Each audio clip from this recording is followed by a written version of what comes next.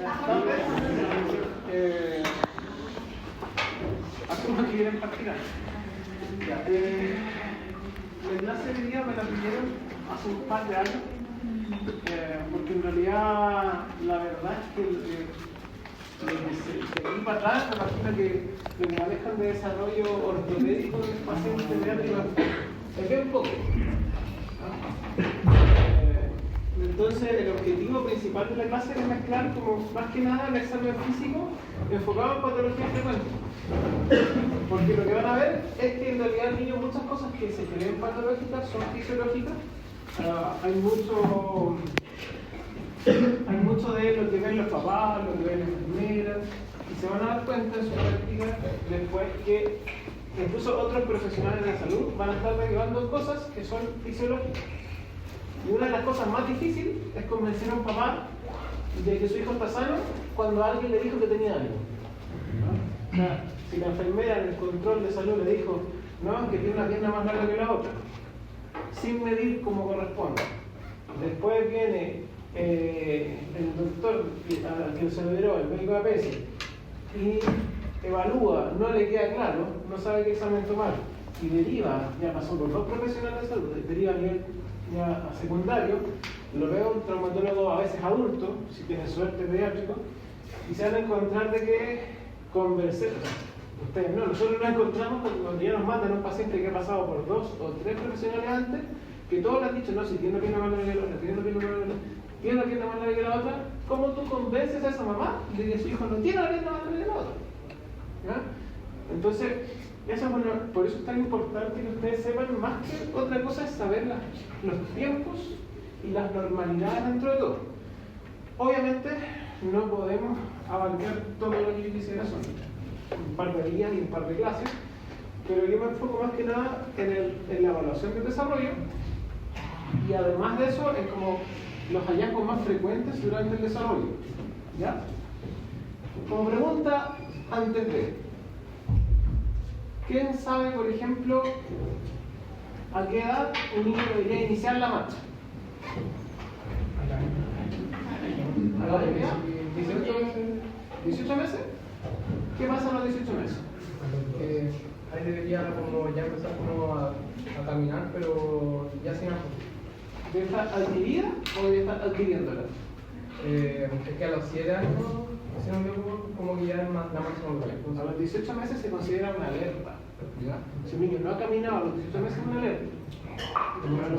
A los 7 años alcanza la marcha madura. El doctor leyó el apunte. A los 7 años se alcanza la marcha madura, pero eso no quiere decir que a los 7 años aprenda a caminar. A los 7 años adquiere un patrón de marcha que está ya todo el sistema neuromuscular maduro, el sistema osteoarticular más estable, los cambios en el crecimiento ya son más lentos y menos agudos. Entonces, claro, ahí para el niño ya se supone que alcanza. Yo digo marcha madura porque en realidad muchos dicen marcha adulta, pero una marcha adulta a 7 años no tiene mucho sentido. ¿Ya? Entonces tienen que ir como dándose cuenta que el niño va creciendo de forma evolutiva. Obviamente hay dos cosas que, según mi lógica, deberían estar en esta clase, pero que como requieren de más profundidad van a estar en otras clases, como la displasia de cadera y examen como del recién nacido, y además columnas, que también es parte del desarrollo. Pero como requieren un poquito más de profundidad están sacadas, pero háganse la idea que en teoría deberían ir en esta clase, ya porque son cosas que ustedes van a ver. Otra pregunta, ¿qué creen que van a hacer cuando salgan? En esta fila, el doctor que está con el teléfono. ¿Qué va a hacer cuando salgan? ¿Cómo planea usted ejercer? ¿Cuáles son sus planes de aquí de tercero a séptimo, octavo? No le ha cortado la carga todavía, ¿cierto? No le ha cortado la carga todavía, ¿cierto? Todavía más 7 años. O sea, va a ser medicina interna. ¿Y cómo quiere llegar a ser médico internista? ¿Por qué les pregunto eso? Porque en el fondo muchos de ustedes van a verse, es algo que también quiero transmitir, que obviamente no tiene nada que ver con esto, pero sí tiene que ver con el tema del desarrollo. A muchos, yo diría que 2/3 de los estudiantes de medicina les gusta la patología del adulto, o sea, la especialidad que tiene que ver con adultos. Pero para llegar a ser ginecólogo, internista, cirujano, lo que quieran ser, muchos van a tener que o pasar por APS o eventualmente se van a dedicar a especialidades pediátricas que no tienen nada que ver con traumatología. Y ahí yo creo que van a cubrir más de la mitad de la realidad de los que están en esta sala. Y que les va a pasar muy frecuente es que se van a ver enfrentados a estas cosas y es importante que las sepan. Porque si no, como les dije, van a generar un problema no solamente para ese paciente y la mamá, sino que además van a pasar a engrosar la lista de espera de este país que ya está compleja desde el punto de vista de la derivación. Entonces, por eso es tan importante que manejen estos conceptos. ¿Ya? Entonces, partimos, es súper importante, como les dije, 1 de cada 8 consultas en atención primaria, en Estados Unidos obviamente, en el paciente pediátrico corresponden al ámbito musculoesquelético. Un número significativo de estas son variantes normales. Un 50% de las derivaciones a nivel secundario corresponden a variantes normales, donde la principal dificultad por parte del médico general es entregar tranquilidad y cuidado sobre la evolución esperada. ¿Ya? No existe desconocimiento, o sea, no solo existe conocimiento sobre el desarrollo normal, sino que también existen mitos y ideas preconcebidas, sin sustento científico. O sea, esto es como un disclaimer, ¿ya? Esto es súper complejo, es romper con una dinámica de una sociedad, sobre todo una sociedad como la chilena, donde todavía tienen que hacerse la idea que las abuelitas de los niños del día se criaron en un momento donde no había mucho acceso a la medicina. ¿Ya? Entonces muchas de las cosas que ustedes ven que hacen o que recomiendan las abuelitas no solamente están obsoletas, sino que algunas veces hasta son perjudiciales. Entonces tienen que entrar ustedes a estar muy seguros de lo que saben para transmitir esa seguridad a unos papás que están recibiendo información por todos lados. ¿Ya? Sumado hoy día a TikTok, Instagram, que hay un montón de influencers que solamente, lamentablemente terapeutas, no voy a decir médicos, sino terapeutas, que para tener más cantidad de pacientes empiezan a inventar tratamientos que no tienen ni una CR y que solamente están interviniendo en un niño que necesita crecer, nada más. Entonces, lo primero, la anamnesis, tienen que entender que lo más importante, como en todo el desarrollo pediátrico, tienen que partir por antecedentes perinatales, es sumamente importante. ¿Ya? Embarazo, si fue controlado o no, si fue sano, si estuvo expuesto a algún fármaco la mamá. Hay muchos síndromes que tienen manifestaciones musculoesqueléticas que se ven, por ejemplo, en mamás consumidoras de algún fármaco en particular. ¿No? Los más, yo sé que el caso más insigne, no sé si conoce a Nick Vujicic, ese que no tiene, o los caritos que tiene focomelia, que no tiene ni brazo ni patita, se tiene, pero son muy cortitos. Ese fármaco ya no está en el mercado, pero hay muchas patologías que sí obviamente te generan manifestaciones ortopédicas. Antecedentes escolares, porque también hay una serie de síndromes que cursan con déficit intelectual, ¿no? Y un montón de otras trastornos de la esfera neurocognitiva que se asocian a patología musculoesquelética y nivel de actividad física. ¿Ya? Obviamente, para un niño, ¿qué es la actividad física? Jugar, correr, saltar, vivir prácticamente. Son niños chicos menores de 7 años, viven en actividad física. Entonces, tienen que saber buscar más o menos qué implica por niño. O sea, que sea capaz de jugar, que sea capaz de correr, etc. Cuánto rato dura en educación física. Si practica algún deporte, cuánto tiempo dura ese deporte, etc. ¿Ya? Eso es súper importante en la anamnesis. Ahora, puntualmente, aquí da inicio la marcha, antecedentes personales y familiares de patologías musculoesqueléticas.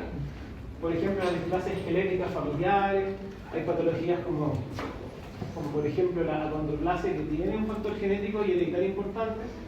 Tolerancia a la actividad física y a las marchas prolongadas, es súper importante también. O sea, no es lo mismo un niño que se aburre después de caminar que un niño que le duele después de caminar una cuadra, por ejemplo. También tienen que tener cierto criterio, porque no es raro que lleguen mamás que digan, no, si camina un ratito y ya se cansa, ya le duelen los pies. Pero para la mamá un ratito son 5 cuadras, en un niño de 3 años. 5 cuadras, un niño de 3 años, con la cadencia de pasos que tiene comparado con la de un adulto, es súper grande. Entonces, también exige criterio del profesional. Hitos del desarrollo psicomotor. Primero preguntar si puede basar la estimulación, porque los papás a veces te dicen no, tuvo un retraso en el desarrollo psicomotor, te va a decir que no. Y puedes preguntar, no, pero ¿debería basar la estimulación? Sí. Entonces, son herramientas que pueden usar para deducir si el paciente tiene algún grado de trastorno del desarrollo psicomotor.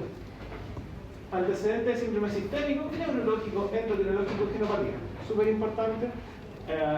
Síndromes son, si bien los síndromes por sí solos no son frecuentes, en todos los síndromes sí es frecuente presentar patologías ortopédicas, o sea, manifestaciones ortopédicas. Entonces, es importante que los vayan a buscar. ¿Ya? Y en resumen, todo aquello que puede indicar una posible etiología del trastorno por el cual eventualmente la mamá, el papá, abuelito esté consultando. ¿Ya? Si hablo muy rápido me dicen yo. Entonces, al examen físico, sugerencia. Yo personalmente desvisto por segmento. Nunca desvisto al paciente completo porque entre que hace frío, que se siente muy invadido. Entonces yo trato de desvestir lo justo y necesario. Yo sé que hay colegas más viejitos que dejan en puro calzoncillo a los pacientes, pero yo personalmente trato de no hacerlo. Para que te cooperen principalmente, porque si un paciente se siente muy invadido la primera vez que no te ha visto antes, generalmente no va a caminar de forma normal, o no va a querer caminar, que es bastante frecuente y no pasa. Entonces traten de ser dentro de todo lo más amigables con el paciente posible, ¿ya? Asumiendo también que muchos pacientes no quieren estar ahí. O sea, es distinto un adulto que va con sus patitas al doctor versus niños que lo llevan. Tienen que hablar la marcha. Otra cosa importante es evaluar el eje de las extremidades inferiores, evaluar los rangos articulares del segmento avalvar, palpación de prominencia ósea, o sea, tienen que saber cuáles son las prominencias que están palpando, porque si hay una que debe estar ahí o no. Hay lesiones tumorales que pueden manifestarse con una palpación de consistencia ósea, y ustedes tienen que saber si están palpando un cóndilo o un osteocondrama, por ejemplo. Se puede que no sepan que es un osteocondrama, pero ¿qué va a pasar? O no le van a estar tomando radiografía a cosas que tienen que tomar la radiografía, o al revés, van a estar tomando radiografía a todos los pacientes. Entonces es sumamente importante que ustedes sepan la anatomía ósea. Examen neurológico, abreviado obviamente, y pruebas específicas que las vamos a ver según cada evaluación. ¿Dudas hasta aquí? ¿No? Entonces, al examen físico. Otra cosa que se me olvidaba, disculpa. Aquí yo agregaría, hoy día sobre todo, debería agregar exposición a fármacos. ¿Por qué? Porque hoy día se ha visto un aumento considerable, por múltiples causas, en uso de fármacos que de una u otra forma retrasan el desarrollo puberal. Y eso obviamente tiene un impacto en el sistema musculoesquelético. ¿Ya? Y aquí yo, igual que el año pasado, voy a hacer la misma pregunta. ¿Quién está de acuerdo? Yo no estoy diciendo que estoy en desacuerdo o de acuerdo, solamente quiero saber. ¿Quién está de acuerdo con la terapia afirmativa, o sea, hormonizar pacientes prepuberales para cambio de sexo? Que me la terapia. Que si hay alguien de aquí que está de acuerdo con darle fármacos para hacer cambio de sexo antes de la pubertad, lo primero. Pero ya, se la copia. ¿Sabe cuáles son las complicaciones del uso de los fármacos?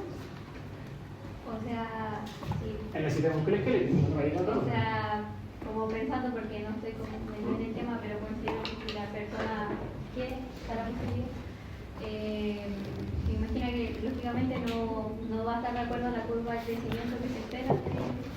Como lógicamente si se calcula la talla según más estable, de acuerdo a la edad, todo eso debería haberse afectado más los trastornos hormonales que va a tener el paciente. ¿Doctora? ¿Podemos dejarla sola, verdad? La verdad, no he investigado que le hace al cuerpo, pero yo creo que si uno es 100% seguro que quiere ser, se siente como el otro sexo, yo creo que está dispuesto a asumir las consecuencias. Ya. Se me tiene un poético. Pero señámonos lo médico. Personalmente, mi sugerencia es que siempre que tengan una opinión controversial, estudien. No, estudien. Porque les aseguro que hay colegas, y yo, ¿por qué le hago el ejercicio? Porque pueden tener toda la opinión que quieran, porque está en formación. Pero les aseguro que hay colegas que no tienen todos los antecedentes. Doctora, me digo, claro, es una parte, pero créeme que es lo menos importante de las implicancias osteoarticulares de estos pacientes. están más expuestos a patologías como epifisiolisis, tienen patrones de fractura más raros, atípicos, tienen un montón de patologías musculoesqueléticas asociadas a una alteración y a una sobrecarga metabólica en la arteria de crecimiento. Eso por una parte. Y segundo, desde el punto de vista del neurodesarrollo, yo no podría decir que un niño de 10 años esté, porque muchas veces tiene que ser 10, 9 años, esté capacitado para decir que puede o no asumir las consecuencias, eso no va. Y ahí es donde yo lo único que les puedo decir, más que decir si están de acuerdo o en contra, es que si van a tener una opinión, tienen que estudiar y pasar. ¿Por qué? Porque de aquí, ¿cuántos son ustedes? ¿30 y tanto? De los 40 y tanto, a ustedes les van a preguntar. No les van a preguntar en 4 años más, les van a preguntar en 1 año más, o si no les van a preguntar ahora. Entonces, tengan súper presente que su opinión es importante y la gente la toma en cuenta. Entonces, la única sugerencia en temas controversiales que puedo decirles, ya sea están a favor o en contra, es que estudien. ¿Ya? Pero por ejemplo, ya, da todo eso que usted mencionó, pero eso por ejemplo si es que parte de una edad muy pequeña, ya por ejemplo el caso de Diana, o sea, yo no, por lo menos actualmente puede que sí pase porque socialmente han habido muchos cambios, pero no me imagino un niño de 10 años como pensando así, quiero ser de lo que quiero, entonces no sé, me imagino más un adolescente o preadolescente. Entonces, pero eso pasaría como en edades muy pequeñas o por ejemplo, no sé, sobre ya los 15 años, por ejemplo, seguiría pasando. Tú para poder hacer. ¿Por qué les digo esto? ¿Por qué me meto en el tema? Porque además hay otro problema. Yo sé que este tema es el más controversial y el que está más en boga. Y hoy día hay un tema que probablemente ustedes no están expuestos, pero es el manejo de la talla baja idiopática. Hoy día se ha visto que hay colegas endocrinólogos que están recomendando el manejo de la talla baja idiopática en pacientes con talla baja que se consideran normales, con una talla score para su carga genética normal, y que básicamente es lo mismo. Yo uso este tema porque probablemente es el que más maneja. Si yo les pregunto cuándo están de acuerdo o en desacuerdo, no van a tener una opinión porque no lo hayan escuchado quizás. Yo me meto en ese tema porque socialmente lo más probable es que hayan estado expuestos a esa discusión. Pero lamentablemente hoy día hay muchos pacientes que están expuestos a esos fármacos sin realmente dimensionar todo lo que puede pasar detrás. Insisto, hay que considerar caso a caso. Pero la verdad, por ejemplo, es que yo tengo pacientes de 10 años que ya están con terapia hormonal. Por cambio de sexo, por manejo de talla baja idiopática con talla normal. Entonces no es tan raro que encontrarse con niños de 10 años. O sea, una vez que ya está el tratamiento en curso, tú te quedas callado y tratas. Pero en el fondo siempre tiene que ser importante que tengan las bases de lo que puede pasar. ¿Por qué? Porque, por ejemplo, para no meterme más allá, cuando ustedes hacen este tipo de tratamiento, ya sea con el objetivo que tú quieras, tú tienes que frenar la pubertad, en algunos casos dar bloqueadores de los hormonas sexuales, y mientras tanto hacer una carga de somatropina, que es como el análogo de la hormona de crecimiento. Entonces, ¿qué haces? Primero, bloqueas un eje hormonal, bloqueas hormonas secundarias y además le metes un estimulante. O sea, piensa que está dando una bomba metabólica a un cartílago de crecimiento, que más encima justo ocurre en la transición, que es desde una fase de crecimiento lento, como son entre los 5 y los 10 años, de los 10 a los 15. Entonces, desde el punto de vista metabólico están sobrecargando el sistema, eso tenganlo claro. A veces hay que hacerlo, a veces no. Pero lo único que les puedo decir es que tengan la inquietud de que si les van a preguntar una opinión, antes de ser categóricos, digan, ¿sabéis qué? Yo opino esto, pero tengo que estudiar. ¿Ya? Y por eso también es importante preguntarle a los fármacos, porque a veces van a estar expuestos a dolor óseo y no van a saber por qué, pero claro, está con algún tipo de terapia. ¿Ya? Sobre todo porque a veces los papás no hacen la relación. No hacen la relación. Obviamente, si es manejo de talla baja y idiopática, los van a estar súper claros que va a haber casos de musculoesquelética, porque por lógica, o sea, estoy haciendo lo que sé. Pero en los otros casos no tanto.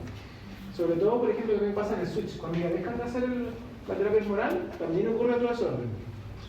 Entonces todas esas cosas tienen que tener claro que inciden. O sea, hay fármacos que no solamente inciden como forma secundaria, sino que inciden como con el objetivo de alterar el crecimiento. Eso tiene que tenerlo claro. ¿Ya? Entonces, al examen físico, ya lo van a caminar, llevan para la prominencia ósea, no es el objetivo de meterse con cada prominencia ósea palpable. Viene la parte, una de las partes quizás más importantes de la evaluación del examen físico, es el perfil rotacional de esta hélice. Primero que se consiste en el examen de la marcha. Ustedes van a ver el paciente que camine para allá y para acá. Y de vuelta y ustedes se ponen de frente al paciente. Y uno de los objetivos, las cosas que yo recomiendo, porque insisto, esto no sale en los libros, y también parte de uno de entregarle herramientas es lo que uno hace para que el paciente se distraiga. Va a pasar mucho que todo el mundo, los papás, la abuela, todo el que esté en el box le va a decir, no, camina normal, porque es evidente que el niño cuando le piden que camine, no camina normal. ¿Ustedes se acuerdan cuando el pediatra le decían camina? Lo incómodo que se sentía. Yo me acuerdo, no sé si ustedes. Así como de cómo camino, pero camina normal. Y tenía tu papá diciendo que camina normal, y entonces, chuta, ¿cómo es normal? Entonces, ¿qué es lo que ustedes pueden hacer? Primero, pedirle a la gente que se caiga. Porque a veces cuando hay mucha gente en los box van a encontrarse que el niño ya como recibe mucha información de ustedes, de los papás, etc. A veces el hermano también se mete. Entonces decirle, tranquilo, que camine. Y lo que yo personalmente hago, lo distraigo, les pongo otro objetivo. Por ejemplo, que me choque los 5, pongo a tomar otro lado para que participe también, y que en el fondo el niño como que haga un plan motor enfocado no en caminar, sino que en chocar los 5. Basta con eso. Y hay niños más grandes, con un par de vueltas se aburren y se empiezan a caminar normal. Pero no les pidan dirigidamente que caminen normal, porque si ustedes lo hacen así, el niño lo más que va a hacer es caminar no normal. ¿Ya? Entonces, al adolescente, háganlo caminar hasta que se aburra, y al niño busquen otro objetivo para que se distraiga y se enfoque en eso, más que en cambiar. ¿Ya? Entonces, ponen de frente, ven cómo va, ven cómo viene, y ahí lo que se van a encontrar, aparte de presencia de claudicación o cojera, van a encontrarse con algo que se llama el ángulo de progresión de la marcha. Y que es en qué dirección, con respecto al eje de marcha, apuntan los pies. ¿Ya? Como dicen los que se creen gringos, en in-toing o out-toing. O sea, convergente con las puntas de los pies hacia adelante o divergente con las puntas de los pies hacia afuera, alejándose en la línea de marcha. ¿Ya? Eso es el ángulo de progresión de la marcha. Y generalmente, aproximadamente entre los 4 y los 7 años, esta es negativa, quiere decir, es convergente. ¿Por qué? Por un montón de cambios que hay, entre ellos lo que se llama anteversión femoral, ¿ya? Donde el fémur rota hacia adelante y eso genera que toda la extremidad inferior se vaya hacia adentro. Por eso ustedes van a ver muchos niños caminando con los pies hacia adentro y es un motivo frecuente de derivación. ¿Ya? Rotación interna externa de la cadera, como se ve acá y allí. Eso es lo que está haciendo. En el fondo, ven en decúbito prono. Por ejemplo, tiran los pies hacia afuera, alejándose de la línea media, y ahí están evaluando qué cosa, la rotación interna o externa. Por ejemplo, acá, en este caso. Interna, ¿por qué? Porque cuando ustedes hacen esto, el fémur rota hacia adentro. Y al revés, lo mismo, como sale ahí. ¿Ya?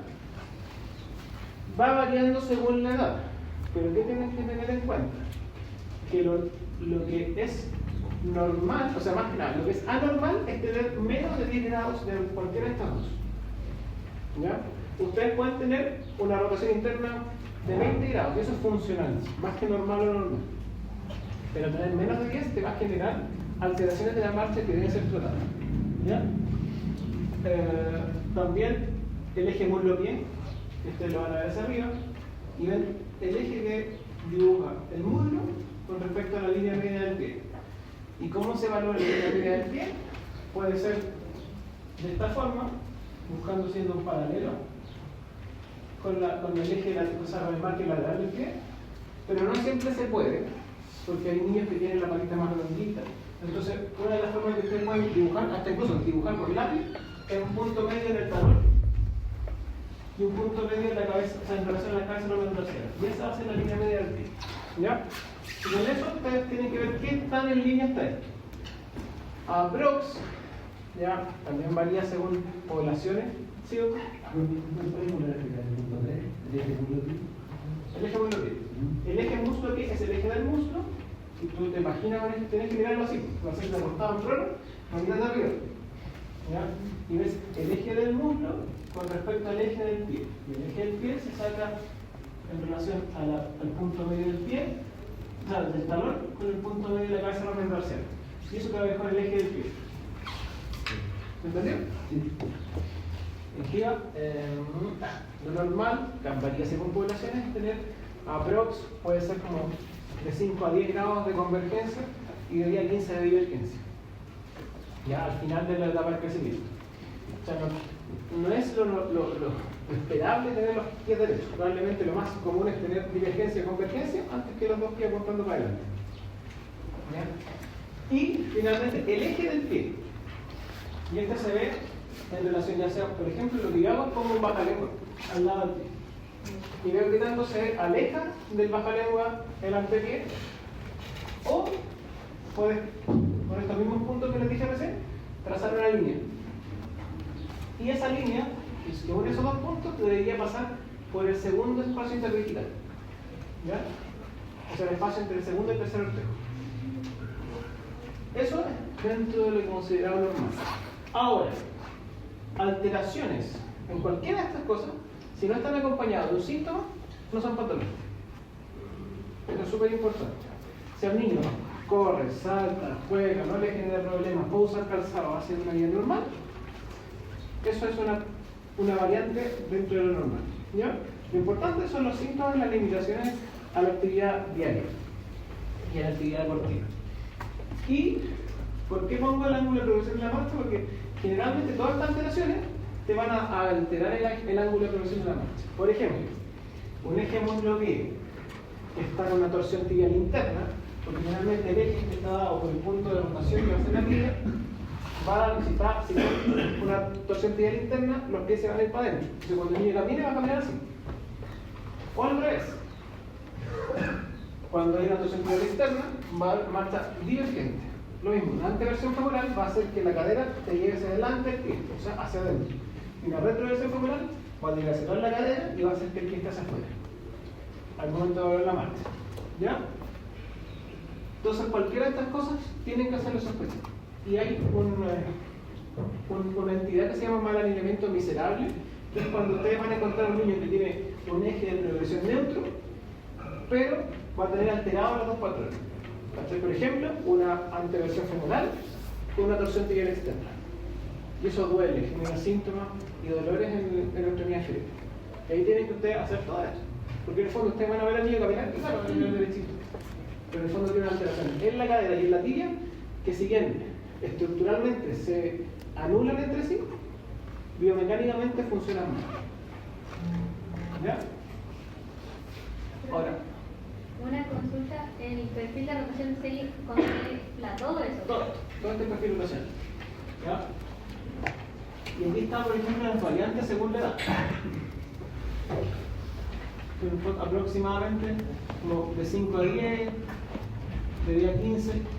Y el positivo es para afuera y el negativo es para adentro. ¿Verdad? Este grupo debería estar en la punta.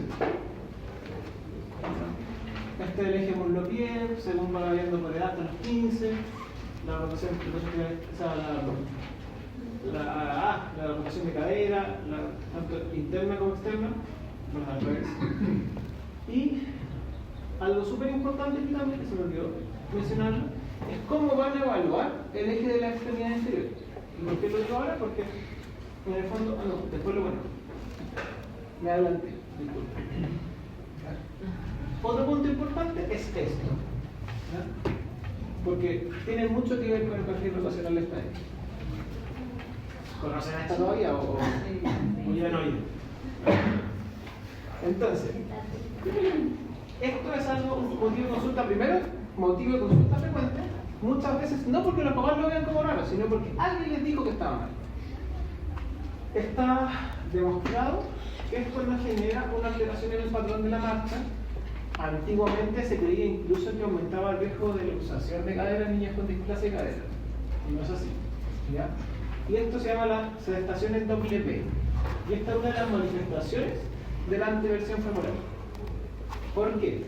Porque en el fondo, al tener un eje de rotación interno, o sea, un rango de rotación interna más amplio, la cadera puede rotar interno y permitir al paciente que se sienta así. Pero si ustedes se fijan, la cara anterior del muslo está apuntando para adentro, hacia un lado. Se van a encontrar, y de hecho, probablemente acá alguien pueda hacerlo.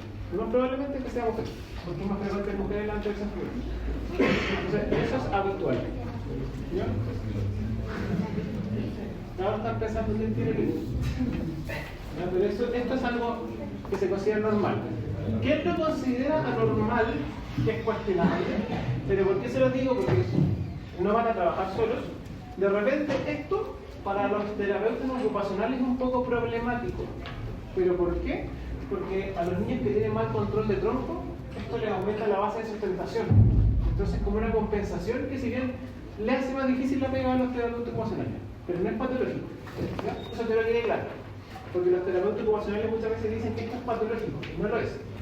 ¿Cachai? Para sus objetivos es contraproducente, pero es porque ellos quieren que el niño disminuya su base de sustentación y logre un control de tronco independiente de esta sedestación en doble D.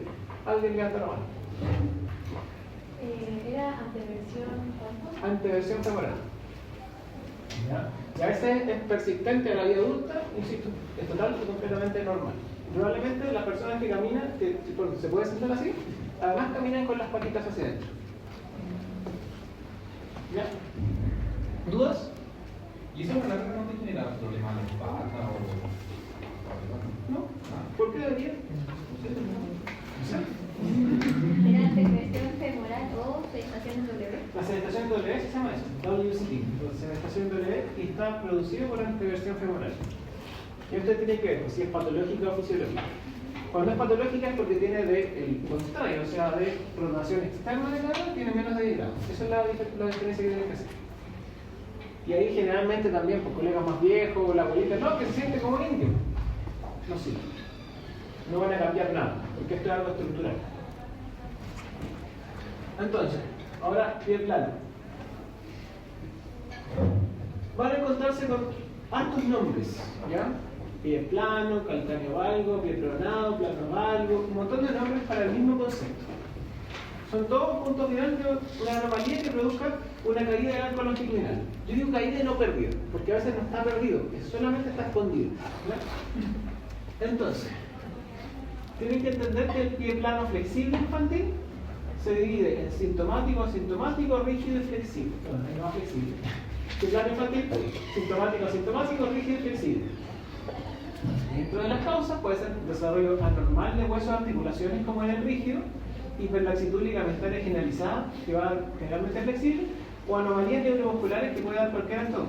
Por ejemplo, en una PC espástica o PC flácida, parálisis cerebral, pueden encontrar pie plano más rígido, flexible, ya sea por espasticidad. Los peroneos, por ejemplo, se pueden encontrar con un pie plano que se vea más rígido, pero en realidad no lo sé. ¿Ya? Entonces, un segundito. El pie plano flexible infantil, el fisiológico, es fisiológico en el 95% de los casos. ¿Ya? Hay que diferenciarlo del rígido porque aquí existiría una restricción significativa de la articulación subtalar o talotarsal. No es lo mismo, de la subtalar o de la talotarsal. ¿Ya? Y en estos casos suele ser más sintomático que sintomático. Pero esto es engañoso, por eso lo puse en negrita. ¿Por qué? Porque hay personas asintomáticas que tienen, por ejemplo, una coalición tarsal y no lo saben. Entonces, yo lo pongo en negrita porque en realidad no sé si realmente sea más sintomático o los sintomáticos son los que consultan. ¿Ya? Es un sesgo ahí de las personas que van a consultar y son los que finalmente están reportados en las publicaciones. Pero tienen que saber eso. Hay pie planos rígidos con coaliciones tarsales. Las coaliciones tarsales son uniones entre los huesos que deberían separarse en el momento de la gestación. En la gestación no, del desarrollo embrionatal. ¿Ya? Y este suele ser secundario a anomalías articulares o neuromusculares, como le dije recién. El diagnóstico suele ser clínico, con clasificaciones, estudios, poco aportan su definición entre etc. Lo más importante, y que es lo que quiero decir en esta frase, es que lo que manda, y como se lo dije recién, es la clínica, lo que el paciente siente. ¿Cierto? Entonces está el pie plano flexible y el rígido es otro tipo. Sí, Y ese es más. y no necesariamente. Porque recuerda que tenéis que prestar estas 4 cosas. Si es rígido y asintomático, ¿es malo? Ah, ya van de dos en dos. ¿Cachai? Por eso, yo pregunto, si es rígido y asintomático, ¿tienes que tener problema? No. ¿Y si es flexible y asintomático, es normal? Bueno, no. ¿Ya? Entonces, todo esto sirve para estudiarlo y enfocarte más o menos en lo que tienes que hacer con ese paciente. ¿Ya? Por eso muchas veces han decían, no, todo lo rígido hay que mandarlo, pero si el paciente corre, salta, juega, nunca le duele, después un adulto incluso que hace una vida totalmente normal, atleta de alto rendimiento, ¿le van a hacer algo? No. ¿Cierto? Entonces, en cuanto al pie plano del desarrollo, que es una actividad puntual, usted tiene que entender que cuando uno nace, tiene un pie plano flexible de modo fisiológico, por una almohadilla de grasa en el arco longitudinal. ¿Se acuerdan de la idea de grasa parda? La grasa parda se ubica ¿dónde? De punto.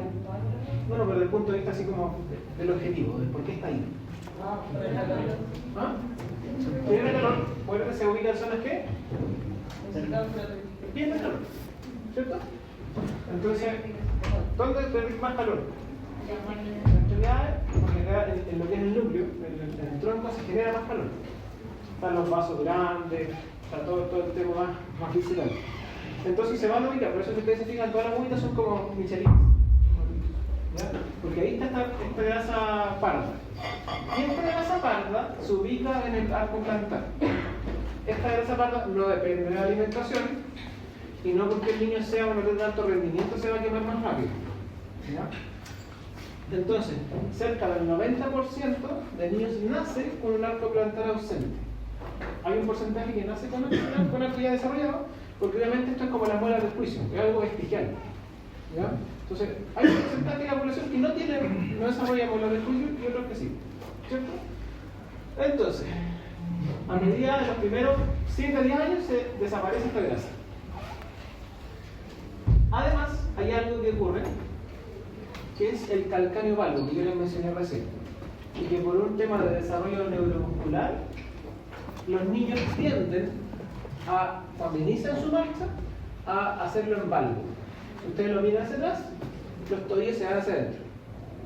Entonces, eso ocurre porque hay una inmadurez osteoarticular y neuromuscular. ¿Ya? Pero no porque un niño haga deporte va a mejorar antes, porque es un tema de inmadurez, no de falta de desarrollo desde el punto de vista de ejercicio. ¿Ya? En los primeros 10 años esto se debería resolver. A los 2 años lo general es que se encuentren con un arco colapsable en carga. ¿Qué quiere decir eso? Ustedes van a examinar el pie del niño en descarga y van a ver el arco bien marcadito. Lo van a poner en el suelo o en el podoscopio si quieren y el arco no se va a ver. ¿Ya? Esto es propio de la hiperplastitud, entre comillas, o hipermovilidad de la estructura y las partes blandas del pie del niño. La mayoría tiende a la resolución y hay un porcentaje menor que tiende a la persistencia, por diversas causas. Pero si es asintomático, vuelta a lo mismo, no se hace nada. ¿Ya? Hay un porcentaje no menor, de 5 a 10% de adultos que andan por ahí con un calcáneo valvo asintomático. También, por estadística, acá por lo menos alguien tiene que caminar con los tobillos hacia adentro. ¿No? ¿Y le genera algún problema? ¿Sí? ¿Duele? ¿Dónde está? ¿A qué le duele el patito? ¿Usa plantilla? No. ¿Usa plantilla? y bueno, a mí no me va a contar, pero le cuento a sus compañeros que pasan en una plantilla de después. Y eso es importante, y ahí lo vamos a hablar. La epidemiología, en cuanto a este pie epiplano del desarrollo, es que en menores de los 2 años se ha encontrado un 97% de prevalencia. En los 3 años, 54, 6 años, 26, 10 años, 4%. La edad crítica para el desarrollo, no crítica por un tema de gravedad, sino que donde la mayor masa ya lo tiene resuelto es entre los 3 y los 6 años. ¿Ya? Otro aspecto importante, por ejemplo, y que se van a encontrar, no sé si lo tengo una vez mejor, es que, por ejemplo, en este desarrollo se estudió pacientes obesos a los cuales muchos les dicen, no, es que la obesidad aumenta el dolor en este plano. No es así, ¿ya? Lo único que se encontró en pacientes que se siguieron con el desarrollo del pie es que los pacientes obesos demoran más en desarrollar el arco de forma fisiológica. Pero no es que les duela más, solamente se demoran más. Si tiene un paciente que ha sido eso durante sus primeros 10 años, lo más probable es que todavía mantenga el plano fisiológico hasta los 10 años porque por pérdida de grasa mala. Solamente lo hace más lento. Y lo otro que también está estudiado es que, por ejemplo, en poblaciones que han tendido históricamente a usar calzado más flexible, el desarrollo del arco plantar y la corrección del valgo de forma fisiológica es más cercana a los 6 años. Por ejemplo, el estudio está hecho en poblaciones indias, donde usan muchas sandalias o pie descalzo, tienden a desarrollar mejor el pie de una forma más precoz, tienen menos problemas en la vida adulta asociados a esto. Por eso mismo siempre digo que calzado flexible, no muy rígido, eso de contrafuerte que tenga caña, solo esconde el valgo, no lo corrige. Factores de riesgo. Primer año de vida, obviamente, nacemos así. Mayor laxitud articular. Eso habitualmente los pacientes con patologías del tejido conectivo van a encontrarse con mayor valgo. ¿Quién conoce enfermedades de tejido conectivo o de colágeno? El Danlos, ¿quién me lo debe así? ¿Y cuál otro? El colágenopatía, siempre largo, dedos largos, ¿cierto? También va a tener mayores tasas de un retropie valgo fisiológico. ¿Ya? Y esto es lo que le decía recién. Obesidad, persistencia de plano en 10 años, pero no hay estudio que muestre desarrollo de problema asintomático, o sea, molestias. No aumenta el tamaño de la malla de grasa en ecografía, sin embargo, persiste más en la malla de grasa. ¿Ya? No es más grande que comparado en niños de normal peso, pero sí está asociado a que se demora más en desaparecer. Eso es todo. ¿Ya? Y aquí he tenido discusiones con pediatras que me han dicho, no, pero es que así nos podemos agarrar de que baje peso. Sí, pero no la vamos a mentir. En el examen físico del pie, el pie se evalúa en carga, en marcha y en descarga. Eso es súper importante. El pie no se evalúa solo en la camilla. Tienen que inspeccionarlo, buscar las zonas de hiperpresión, callos, eritema, etc. En carga, el pie plano, por ejemplo, van a encontrarse con retropievalgo, como ese dibujito ahí. Medio pie puede estar dorsiflectado y abducto, y el antepié pronado. ¿Qué quiere decir? Que en el fondo el pie, en vez de estar así, está así. Y por eso yo les digo que el arco se esconde. Porque no es que aquí no haya arco, por ejemplo. Es que la bóveda del pie cabe. Y el arco está, pero si ustedes lo miran de afuera no se ve. ¿Ya? Solo ustedes lo podoscopio y está el arco. Pero no es que no esté, es que no se ve. Signos que pueden ver en el retropié es too many toes, o sea que se ven demasiados dedos por la cara externa, y el retropié válido. Pero el too many toes también tiene una pillería, y es que suele alterarse no solamente por un retropié válido, sino que además, por ejemplo, si tiene un paciente con retroversión femoral y una marcha divergente, de forma normal van a haber muchos dedos. Así que en el niño que está en desarrollo, el signo de too many toes es un poco engañoso. Por eso yo no lo tomo muy en cuenta, pero se ocupa porque históricamente se describe. ¿Ya? Entonces, algo que también pasa bastante frecuente. ¿Le tomamos radiografía o no le tomamos radiografía? Y también pasa aún más frecuente que en APS les piden radiografía y te los mandan con radiografía. Y los radiólogos que informan de esa radiografía ponen que el paciente tiene que ir plano. Pero la verdad es que no se ha demostrado que una alteración radiográfica independiente de cualquier medición que tú estés tomando se correlacione con la aparición de síntomas. ¿Ya?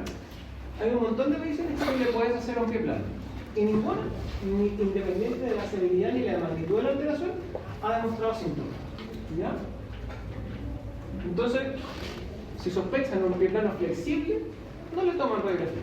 Ahora, distinto es cuando ustedes quieren ver anatomía, porque ahí se pueden ver signos radiológicos en el pie plano rígido.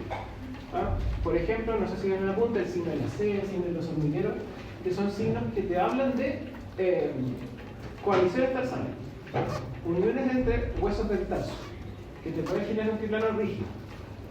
Pero eso, insisto, cuando sospechan pie plano rígido, pueden pedir radiografía para ver si es que tiene o no tiene.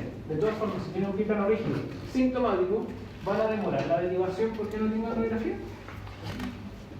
¿Ah? Lo del Hugo. si queréis como de buena onda ver la radiografía. Pero no va a cambiar el motivo de irradiación. El motivo de la irradiación nunca es radiológico. Siempre es sintomático. ¿Ya? Y tratamiento. Si es asintomático, observar. ¿Ya? Plano flexible, indoloro, no existe evidencia sólida que evalúe ningún tipo de intervención. Y las plantillas en un paciente asintomático solo aumentan el riesgo de dependencia psicológica en el adulto. ¿Qué quiere decir? Si es un niño que no tenía síntomas, le dejas plantillas, este niño se va a hacer dependiente de las plantillas porque nunca va a saber por qué las está usando ni por qué tiene que dejarlas. ¿Y por qué yo no explico los síntomas antes? Porque es súper importante entender que las plantillas son mientras el paciente desarrolla algo. ¿No? O sea, más que desarrollar algo, sino que mientras el paciente normaliza su desarrollo del pie. ¿Ya? Y los síntomas generalmente son dolor en la planta, dolor en la almohadilla aquiliana, o sea, en la bursa aquiliana. Y eso principalmente está dado porque estos pacientes suelen tener un acortamiento del tendón de Aquiles, ¿ya? Y de la fascia plantar.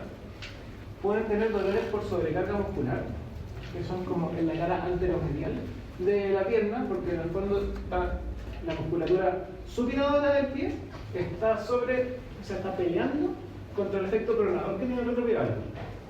Entonces se van a encontrar con pacientes que, uno, tienen dolor ya sea en la pierna, en el talón o en la planta. Además, pacientes que van a tener eventualmente caídas más frecuentes, más de lo normal. Los niños de los primeros 7 años se caen altos. Y además de eso, se van a encontrar con que son pacientes que duran menos en el deporte. Es súper bueno el ejemplo de los futbolistas, que tienden a no durar un tiempo completo. ¿Ya? Los tiempos en la liga infantil son más cortos, 30 minutos. ¿Ya? Un niño con un calcaneo sintomático no dura más de 10-15 minutos con actividad física, algunos menos incluso. Entonces los síntomas de estos son dolores generalmente bajo la rodilla, intolerancia a la actividad física y caída frecuente. ¿Ya? Y cuando es sintomático, ustedes pueden elegir ya sea un tratamiento conservador, como el uso de plantilla, o quirúrgico, como por ejemplo este de calcáneo stop, ¿ya? Que tú lo que haces es un bloqueo de la articulación talotarsal, o sea, talocalcánea, para que no se vaya en valgo. ¿Ya? Entonces, cuando digo plano rígido, sintomático, y plano flexible, sintomático. ¿Ya? Ahora, si tiene un plano rígido asociado, por ejemplo, a una patología neuromuscular, aunque sea asintomático, igual merece derivación. Porque no sabe si no le duele porque no siente o porque realmente no le molesta. ¿Qué no hacer con el biplano? Suspender la actividad física. Antiguamente era muy frecuente que a los niños con biplano se les suspendía la educación física y se les eximía, por ejemplo, el servicio militar. Antiguamente un motivo muy frecuente que acusaban y porque iban a haber certificado los adolescentes que cumplían edad de servicio militar era decir que tenían biplano. ¿Ya? Y tenía un montón de gente con certificado biplano porque con eso se suponía que no podían hacer el servicio. Ahora ya no es cierto caso, pero es como el ejemplo, ya no suspende la actividad física, a no ser que les duela, pero no para mejorar esto, porque en el fondo les duele y tienen que resolverlo para que vuelva la actividad física. ¿Ya? Indicar plantillas de forma preventiva. Y esto es importante. Ese es un estudio grande en Estados Unidos que demostró que cerca del 90% de las personas que usan plantillas en Estados Unidos por biplano no las necesitan. ¿Ya? Indicar calzado con contrafuerte firme, carga alta y con el longitudinal pronunciado. Porque eso no genera ni un beneficio, solo se esconde las alteraciones morfológicas. ¿Ya? Eso. ¿Alguna duda? ¿Cuándo dijo que hay que derivar? Biplano rígido sintomático o asociado a alguna patología y un biplano valgo flexible sintomático. ¿Ya? ¿Seguimos o hacemos un break? ¿Seguimos? No sé. Profe, ¿qué era que se deriva cuando hay pie plano rígido y qué cosa? Biplano rígido sintomático o asociado Sintomático. Sintomático o asociado a a patología neuromuscular o alguna otra etiología.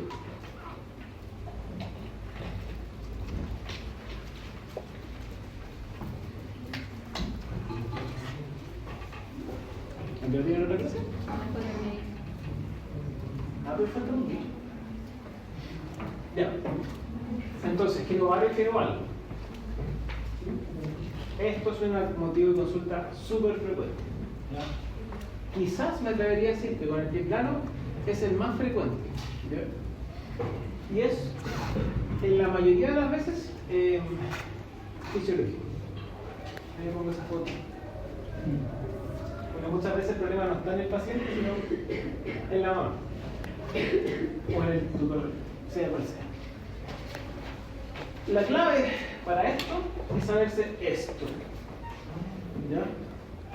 Estas son unas curvas que se desarrollaron hace mucho tiempo. Las que se llaman las curvas de Salenius y Bankart, que son los que describieron el desarrollo en el plano coronal de la extremidad inferior. ¿Ya?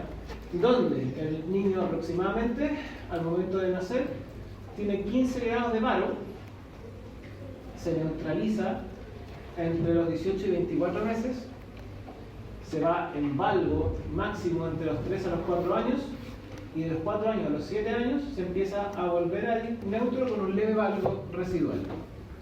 ¿Ya? Esa es la progresión. Esa es la forma normal del desarrollo de la extremidad inferior en un paciente. O sea, antiguamente, y no tan antiguamente también, porque siempre digo cosas tensionantes, pero en realidad porque nos falta abuelitas que siguen haciendo cosas hoy día. No sé si alguna vez alguien ha escuchado lo del lulo. ¿Escucharon ahí? Sí. Como Guillermo Rayán. Eso. ¿Ya? ¿Se ve? Sigue existiendo el concepto de que alguna guagua se le hace lulo. ¿Por qué? Porque les amarraban las piernitas con pañales para corregir el valgo fisiológico, para que no tuviera las piernitas arqueadas cuando grande. En realidad, aparte de que no hace nada, genera el mayor riesgo de displasia de cadera. Entonces el lulo, por nada al mundo. Y se va a mejorar. Entonces, esto es lo que insisto, tienen que saberse estos momentos del desarrollo. Estos 4 puntos: nacen en valgo, neutralizan entre los 18 y 24 meses, se van en valgo máximo a los 4 años y corrigen aproximadamente a los 7 años. El número mágico del fin del desarrollo es a los 7 años. El piplano valgo se corrige a los 7 años, la almohadilla grasa y el piplano fisiológico desaparece a los 7 años, la marcha madura se alcanza a los 7 años, el valgo se neutraliza a los 7 años, todo como que, por eso generalmente todo confluye en una marcha madura a los 7 años. ¿Ya? Entonces, me pasa a mí que mando a los pacientes que ponen ahí derivo, geno, varo, independiente, ya sea sintomático o asintomático, y me mandan un valgo, ¿ya? ¿Cuál es el secreto para saberse el varo y el valgo? Es saberse la de memoria. No hay otra forma. ¿Ya? ¿Por qué? Porque no solamente las rodillas se van en varo y en valgo. Porque ustedes, por ejemplo, se pueden encontrar con un cúbito varo. ¿Y cómo sería?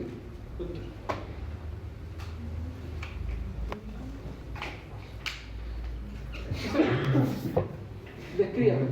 La mamá dice, no, el doctor me dijo que tenía un cúbito varo. Como antecedente. Mi marido tiene un cúbito varo. Y tú decís, oh, ¿qué es eso? ¿Cómo es la deformidad en varo? ¿Cómo? Con el arco como El varo y el valgo tienen definiciones, independiente de la articulación, segmento o fractura.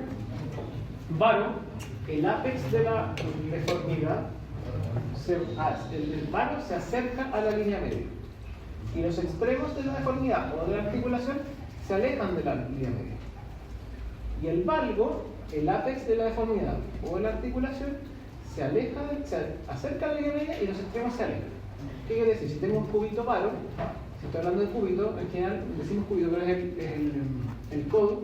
Si es varo, el cúbito se aleja de la línea media y en los extremos, el codo, o sea el hombro y la mano, se acercan a la línea media. Mientras que el ángulo de transporte normal es en valgo. ¿Qué quiere decir? La articulación, que en este caso es el codo, se acerca a la línea media y la mano, que es el extremo, se aleja de la línea media. ¿Ya? Eso es varo y valgo. Entonces, en un geno de rodilla, En ojeno varo, el ápex, que es la articulación, se aleja de la línea media y los segmentos tienden a acercarse. Y en un valgo, el ápex, que en este caso es la rodilla, se acerca a la línea media y los extremos se alejan.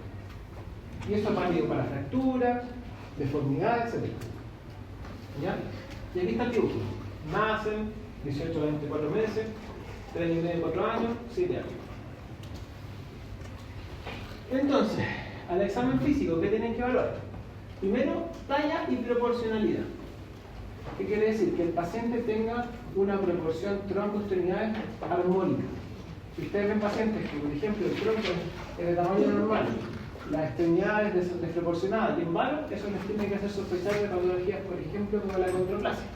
¿Ya? Asociación con otras deformidades, extremidades superiores, en caso de síndrome, por ejemplo, endoteliopatía. Simetría y longitud de extremidades. Si ven que una pierna más corta, uno de los errores más frecuentes para derivar a un paciente por discrepancia longitudinal de extremidades es que la enfermera, al momento de poner a los niños en el tallímetro, le afirman la cabeza con la guagua peleando. ¿Te has visto tallímetro de madera, cierto? Suena incómodo. Entonces, tiene una guagua que está peleando, que le ponen la cabeza ahí con algo duro, le tiran las piernas, ¿y qué pasa? Al momento del tope distal, no le llegan las dos piernitas a la misma altura. Entonces, tiene una pierna más corta que la otra. ¿A ustedes les parece que es una forma adecuada de medir la longitud de extremidades? No, ¿cierto? Por lógica. Aún así, igual mano. La longitud de extremidades clínicamente se puede sospechar porque, por ejemplo, una rodilla está más arriba que la otra.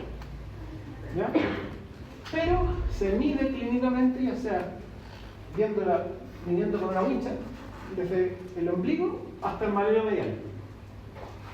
O desde la espina ilíaca anterosuperior hasta el maleo medial. Pero eso es screening, porque falla también.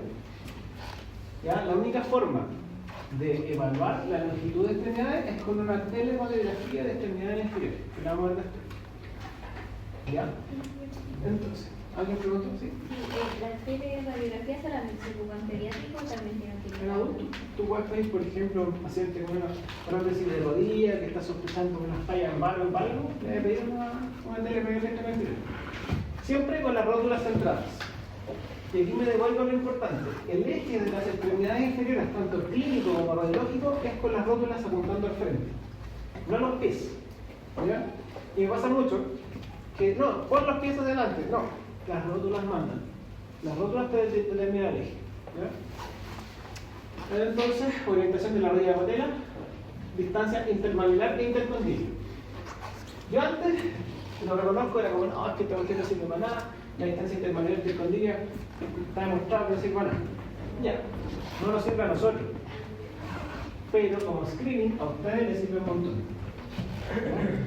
Antes, insisto, yo decía, quizás si alguien vio la escritura que pasaba y decía que no servía, ahora no estoy tan de acuerdo con mi yo de hace un año. ¿Ya? ¿Por qué? Porque les sirve mucho para hacer un screening. Si ustedes ven que tiene una distancia intermanular o intercondilia mayor a 10 centímetros, no quiere decir que es patológico, pero se merece un estudio. ¿Ya? ¿Y aproximadamente cuánto es 10 centímetros? La mano. Si les cae la mano entre medio de los cóndilos o entre medio de los maleros, algo pasa ahí. ¿Ya? Insisto, no es patológico, pero merece estudio. ¿Cambia la deformidad cuando el niño se sienta? Esto pueden ver por la actitud de ligamentos colaterales. De repente, por el índice mediales de rodilla, ustedes pueden tener un valgo asimétrico. ¿Ya? Pero se sienta y se corrige ese valgo. O, por ejemplo, está en decúbito. Y orientación del anterior. Todas estas cosas tienen que controlarlas para ver el eje en el plano coronal. Como el laboratorio, pero no a todos, sino que en pacientes que sospechen de alguna colagenopatía, de alguna endocrinopatía, pueden pedir el cine metabólico, valorar calcio, fósforo, fosfatasa alcalina, creatinina, hematocrito, pruebas específicas como vitamina D, estudios genéticos que no lo van a pedir ustedes, pero tienen que saber que se pueden pedir estos exámenes para encontrar la etiología. ¿Ya? En imágenes, teleradiografía, extremidades exteriores con rótulas centrales. Estudio esquelético solamente cuando sospechen una displasia esquelética, ¿ya? Tengan otras malformaciones o deformidades en los miembros superiores, por ejemplo, o en el cráneo. Evaluar características morfológicas del hueso. osteomalacia, osteoporosis, raquitismo, etc. Son cualitativas, ¿ya? Si bien sabemos que no se puede diagnosticar osteoporosis en una radiografía, hay signos que te pueden hacer como sospechar cuando ven una hipodensidad global, doble contorno en los huesos en crecimiento. Si bien no hace un diagnóstico, tú puedes decir, aquí algo está pasando. Y evaluar el eje, ¿ya? Toda esta evaluación del eje es lo que uno, como especialista, hace para determinar dónde hay que corregir. Si corregimos acá, acá, arriba. Pero en ustedes lo más importante es que evalúen el eje mecánico de la extremidad. Y el eje mecánico es este, el que se toma en el centro de la epífisis o en el medio de la fisis en un hueso en desarrollo y la mitad de la superficie articular de la tibia. La unión de esos dos puntos le va a dar el eje mecánico. ¿Ya? Ese. ¿Ya? Ese es el que se hace para evaluar realmente si un paciente radiológicamente tiene mano o algo. ¿Se llama el eje de abajo con ascendente? No, es un punto, son puntos. Esa es trigonometría. Entonces, punto central de la epífisis o el centro de la fisis con el punto central de la superficie articular de la tibia. Esa, la unión de esos dos puntos te va a dar el eje mecánico. El eje mecánico es el que se ocupa para determinar si un paciente tiene mano o pánico. ¿Ya? Y al momento de valorar, se tiene que hacer esta evaluación. En el fondo, primero es el MAP o el Medial Axis Deviation, pero esto ya es controversial y no siempre le pasa a elegir. Yo les sugiero que usen la zona de Stevens, que en zona más 1 y menos 1 es normal, zona más 2 menos 2 es anormal cuando es sintomático y zona más 3 menos 3 es siempre patológico. ¿Y cómo las dividen? De forma rápida, todo lo que está en relación a las espinas tibiales es 1. Lo que está entre las espinas tibiales y el fin de los platillos tibiales es 2 y lo que está fuera de los platillos tibiales es 3. ¿Ya? ¿Cómo se llamaba esa valoración? ¿La zona de Stevens? ¿Stevens? Ahí está, Stevens. No, gracias. ¿Ya? ¿Dudas? ¿Puedo explicar de nuevo cuál era el patrón? El patrón. En zona 1, de varo válvulo, es normal. En zona 2, sintomático, es anormal. Y en zona 3, asintomático o sintomático, es anormal. ¿Ya? ¿Dudas? O sea, solamente va a haber problemas en los números positivos. No, no. Es que dije 2, pero... Ah, ya. Lo mismo Ya, en mira, diagonal. va. Sí. Entonces, ¿cuándo digo? Cuando tengo una alteración angular no esperable para la edad. Cuando tengo una alteración angular mayor a lo esperable. Cuando tengo una asimetría, o sea, un varo en uno y un bardo en otro, o un neutro en uno y un bardo en otro. Cuando tengo asociación con fenotipos específicos y o talla baja, presencia de gonalgia, y en pacientes afrodescendientes, porque existen algunas alteraciones musculoesqueléticas propias de pacientes afrodescendientes que requieren estudio y tratamiento. No las trato ahora, pero es importante que sepan que hay que tener ojo con los pacientes afrodescendientes. Cuando yo estudié medicina, hace 10 años, no había tantos haitianos como hoy día. Entonces, eran muy poquitos los casos. Hoy día sí se han visto casos más de lo que se llama enfermedad de Blount, que es una tibia vara. No miento, una tibia válida, perdón. Esta altura era hasta yo me equivoco. Entonces, para ir terminando, el dolor óseo en el paciente pediátrico es un motivo consultado, es bastante frecuente y hay muchos mitos. La causa más habitual de dolor óseo es el dolor óseo recurrente benigno. ¿Ya? Dolor óseo recurrente o los mal llamados dolores de crecimiento. Este es un dolor.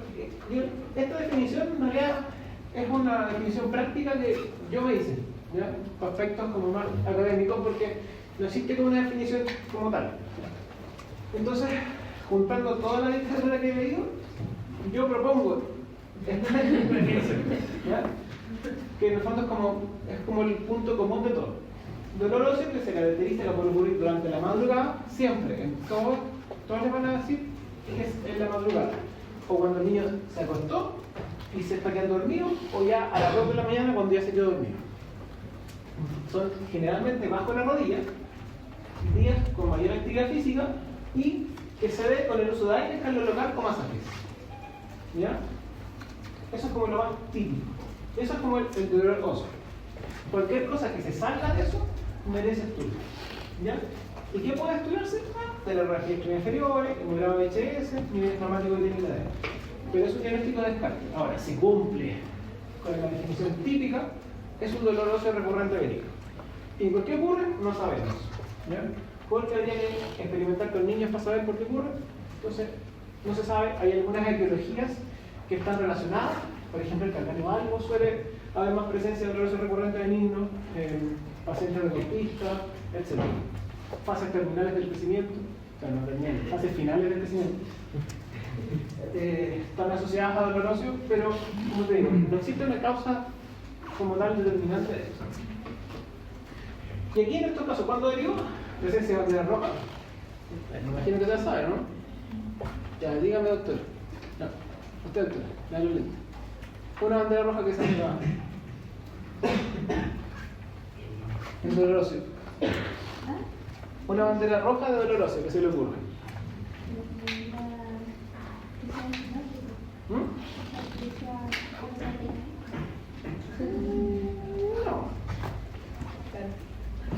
Bueno, mire, son 70 banderas rojas, así que. Sí, hay 70 escritas. Siempre usan las mismas 10, pero hay 70 escritas. ¿Algo de ustedes, no?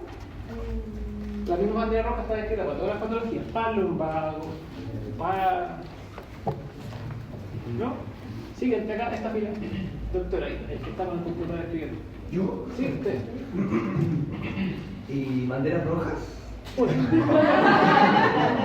Pérdida de peso inexplicada. Muy bien. Baja de peso.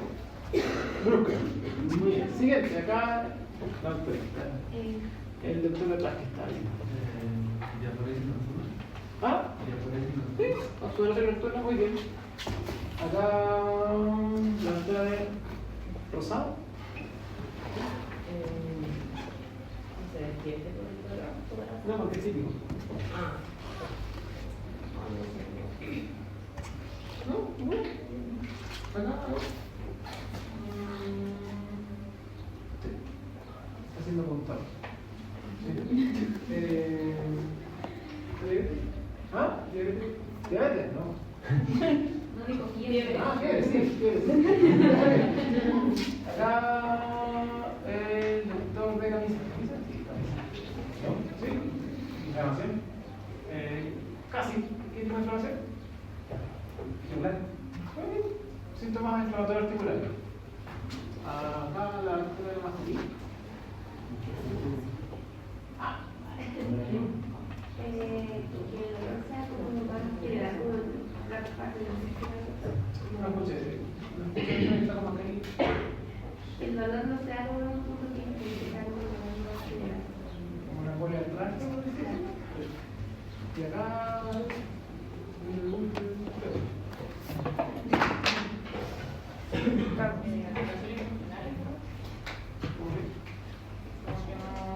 No funciona. O sea, no, actividades diarias. Si viene, no se van a quedar rojas, pero se ha escrito, lamentablemente hay muchas banderas rojas. Pero por ahí. ¿Sí? Una consulta, nos dijeron, por ejemplo, que cuando venía en la mañana y en la noche era de sospechar. Dolores, más que en la noche, sino que dolores, por ejemplo, rigidez articular matutina, asociación a rigidez, etc. ¿Ya? Tienen que pensar, las banderas rojas la usan en todas las especialidades. Pero tienen que imaginarse que los que pensaron esto pensaron 4 cajitas donde van a meter sus banderas rojas. Patología maligna, cáncer, autoinmune, infecciones y síndromes en general. ¿Ya? Y ahí ya tienen las 4. Siempre van a haber infecciones y patologías autoinmunes, así. ¿Ya? Pero son como las 4 cajitas donde van las banderas rojas. En eso están pensadas, por eso hay tantas. ¿Ya? Alteraciones al hemograma. también hay que evitarlo, ya sea una leucocitosis, anemia severa, o por ejemplo, compromiso de las 3 líneas sanguíneas. Eso está relacionado a causas malignas de doloroso. Eso no es evidente al examen físico de Bayer.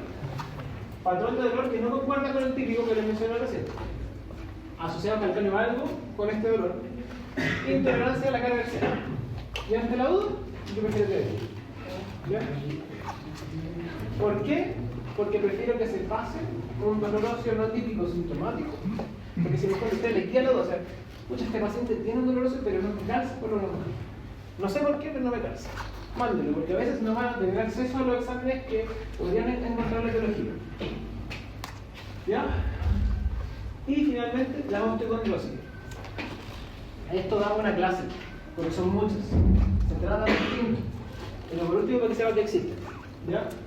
Son un grupo de trastornos osteocondrales en núcleos secundarios o apófisis. Así me disparo en la definición. Ocurren entre la pubertad y la adolescencia, zonas de mayor demanda mecánica, asociadas a actividad deportiva, como la apofisitis. También puede estar asociada a trastornos vasculares, la osteonecrosis, o en relación a alteraciones de la interfaz osteocartilaginosa, como la osteocondritis disecante. En resumen, cada uno tiene un nombre. El Pertes, el Sever, el Osgood-Schlatter, el Simmel-Larsen-Johansen, y un montón de. Cada uno le puso su nombre. El manejo variable según demanda sería ético de osteocondrosis. Insisto, me encantaría hablarles más de esto, pero son muchas. Lo único que les puedo decir es que sepan que existen y que estudien porque esta es una causa de dolor óseo. ¿Ya? Nunca es maligno y yo le digo a la papá, la buena noticia es que va a dejar de dolerle cuando deje de crecer. La mala noticia es que va a dejar de dolerle cuando deje de crecer. ¿Ya? Y esto. Gracias. Después puede proceder a la que está más de la Britney Spears. Me acuerdo que era la misma clase de la. ¿Dudas? Mientras tanto.